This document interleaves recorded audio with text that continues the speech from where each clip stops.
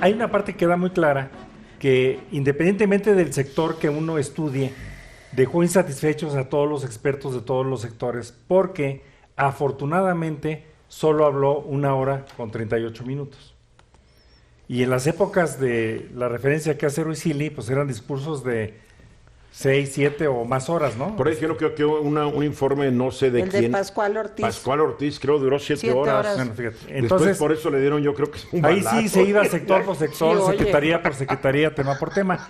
Aquí fue un mensaje político y me parece que lo que ayuda, o el valor del informe, es que acomoda los argumentos para entenderlos dentro de la estrategia nacional del presidente.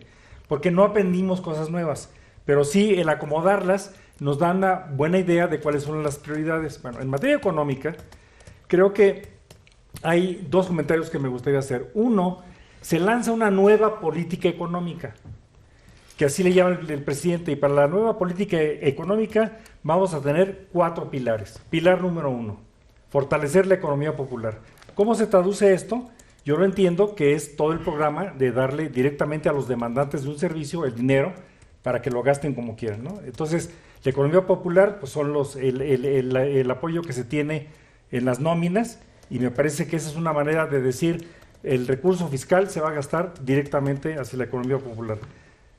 Número 2, impulsar los proyectos para el desarrollo regional.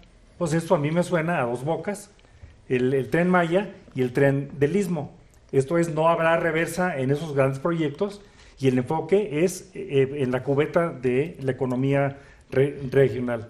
Pero ahora viene lo más interesante o lo más novedoso. Número 3, fomentar la participación de la iniciativa privada. ¿Por qué? Pues porque la iniciativa privada tiene que generar riqueza que tenga un gravamen que dé el recurso fiscal para los dos pilares anteriores, ¿no? Entonces me parece muy inteligente el dar un mensaje de acercamiento a estimular la inversión privada. Esto es, el apoyo a la economía popular y a los proyectos de desarrollo regional no están peleados con el apoyo a la inversión privada, y me parece que este sí es novedoso a estas alturas de las decisiones, porque va a haber un cuidado con la IP. Y cuarto, que ya se comentó hace rato un poco, es promover el comercio exterior y la inversión extranjera. Esto es, el presidente cree en el comercio internacional, y el presidente cree que es bueno atraer capitales del exterior para el interior. Esta parte me parece que vamos a saber mucho más una vez que se presenten los programas sectoriales, en los que se tiene como límite de ley hacia noviembre de este año. Entonces va a ser muy interesante cómo estos 4 carriles se van a convertir en ejes de análisis para los programas sectoriales que vendrán hacia finales de este año. Ya nos va a dar una idea el 8 de septiembre cuando manden el paquete económico, ¿no? Para el año 2020 sí, el 8 de septiembre, que es el próximo domingo, es el último día, y seguramente se esperarán hasta el sábado o el domingo, y tendremos el llamado paquete económico, que tiene la iniciativa de ley de ingresos, los criterios de política económica y la iniciativa de decreto de presupuesto de egresos de la Federación para el 2020. Creo que nos va a dar una buena idea sobre cómo viene el plan fiscal y el plan de gasto en el corto plazo. Ahora, en la parte de las posverdades, porque estamos viviendo un país de posverdades, en la parte de las posverdades, me parece poco afortunado que sigue siendo un discurso para mantener dividido a un país. ¿A qué me refiero? Que ciertos fenómenos económicos de los que se alude en el informe se ponen de manera positiva cuando normalmente no necesariamente le corresponden al Poder Ejecutivo o no necesariamente son positivos. El primero de ellos ya lo tocó Ramsés. El decir que la plataforma petrolera va a subir en 50,000 barriles de producción de aquí a finales de año, en realidad fincar el futuro de México en algo tan magro. En un buen deseo. No, y lo que nos dice es que ya se tocó fondo, lo cual es la buena noticia. Pero decir que el futuro es bienestar y promisorio, simplemente porque de aquí a finales de año vamos a producir 50,000 barriles diarios adicionales de petróleo cada día. Es un monto insignificante. Es un monto insignificante. Otra idea interesante. En el informe se da la idea de que la inflación va en una tendencia hacia la baja porque la política económica del gobierno, hasta que se ha seguido, es la correcta. Bueno, eso no es correcto. Esto es, la inflación no depende del poder ejecutivo.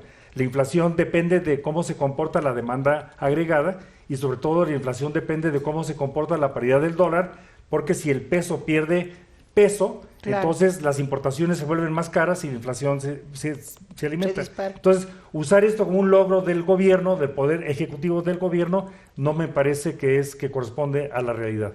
Otro ejemplo que se dice, en el segundo trimestre del año tuvimos un superávit de la cuenta corriente por más de 5,000 millones de dólares, el mayor desde 1980, y un crecimiento de las exportaciones de 7% en el mes de julio. Eso sí es cierto.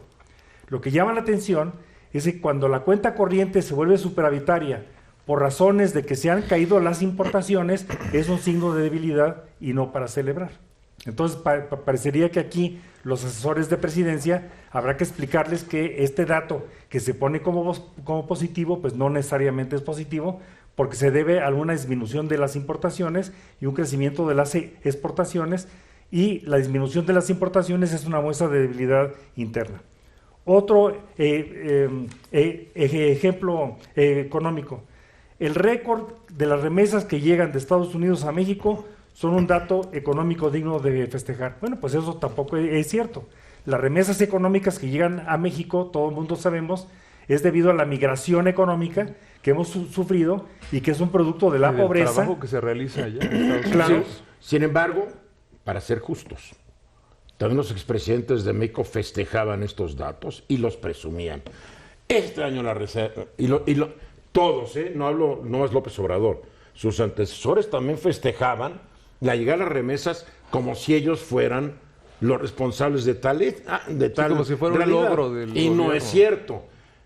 Y tú lo dices, ¿por qué llegan las remesas? Porque se han tenido que largar de su país millones de mexicanos. A mí me parece correcta la observación.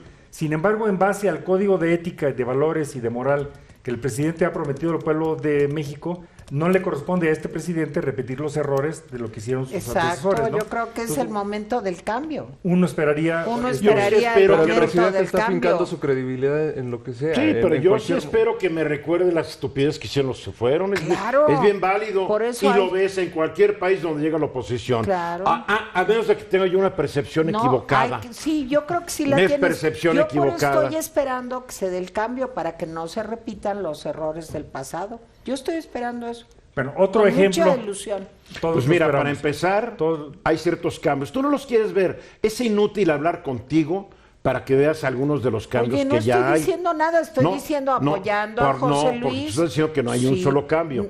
Yo si no los quieres ver, ¿cuándo dije no los veas. eso, Eduardo? Así se dije entendió, ¿no? que estamos esperando a ver los grandes cambios. Oye, denle chance, tiene 9 meses. No te burles. No puede tan rápido. Bueno, otra de las ideas que me parece que nos debe de preocupar es que está subyacente en la tesis de que el cero crecimiento de la economía es una condición opcional para el desarrollo, que el crecimiento es algo que no nos debe de preocupar si no está presente.